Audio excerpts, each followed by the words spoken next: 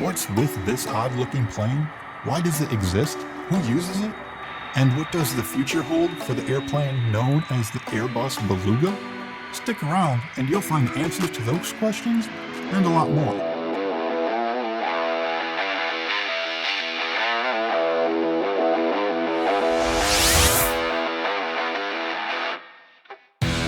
The Airbus Beluga is a truly unique aircraft. In order to find out why it exists, we have to go all the way back to the year 1970 when Airbus started. Originally, Airbus was a consortium formed by British, French, German, and the Spanish. Each of these nations would manufacture a section of an aircraft, and then each of those sections would all be sent to the same location for the aircraft's final assembly. Even today, with Airbus no longer being a consortium, rather a standalone firm, they still implement a similar process for building their aircraft by utilizing plants in numerous locations throughout Europe. Given the seemingly logistical nightmare of building something so intricate and large as a commercial airliner, you'd expect all the parts of an aircraft to be located in a single location, or at the very least, locations that are relatively close in geographic proximity. However, as Airbus, and Boeing as well, have discovered, it's better to overlook these seeming logistical hurdles in favor of other efficiencies by having aircraft sections built in several different locations and then having those aircraft sections being brought together to a final assembly location. And this is why the Airbus Beluga exists.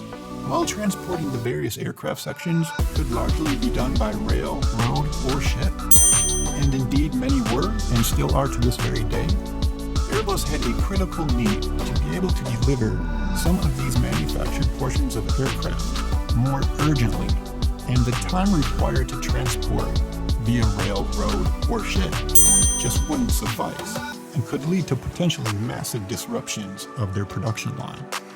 As Airbus states themselves, the Belugas play a key role in keeping its production and assembly network operating at full capacity. Beginning back in 1972, Airbus acquired 4 Super Guppies to help solve this issue. The Super Guppies were heavily modified Boeing Stratocruisers that Airbus acquired from NASA, and as time wore on, Airbus's fleet of the 4 Super Guppies became increasingly costly to operate as the planes aged.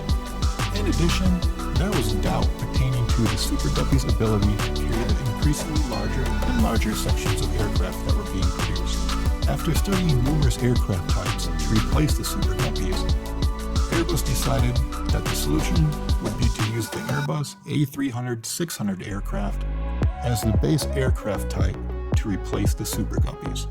The heavily modified aircraft would become known as the A300-600 ST. ST standing for Super Transporter. The aircraft would be nicknamed the Beluga, due in no small part to the fact that the large planes painted in all white resembled a beluga whale. The Beluga made its first flight in September of 1994, and after testing and certification by the European Aviation Safety Agency, the Beluga officially entered service in the fall of 1995.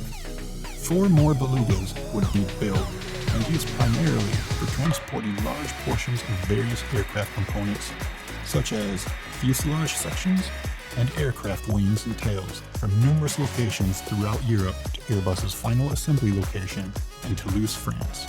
The Belugas were also made available for hire and have carried a wide range of distinctive loads from fully intact helicopters to portions of the International Space Station.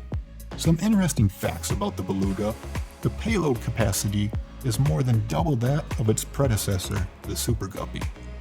Its vertical stabilizer is actually a modified A340 fin. The horizontal stabilizer is fitted with auxiliary fins in order to retain directional stability. The flight deck of the Beluga has been relocated from its standard location on the A300 aircraft to a position located below the cargo floor level, which allows for better access to the cargo portion of the aircraft and eliminates the need to disconnect all electrical, flight control, and hydraulic connections. The flight deck of the Beluga is pressurized. However, the cargo areas aren't, meaning the Beluga wouldn't be a very good choice of aircraft to transport an actual Beluga. While the cargo volume of the Beluga is greater than that of the Antonov AN-124 or the C-5 Galaxy, it can't carry as much weight as those other two types of aircraft.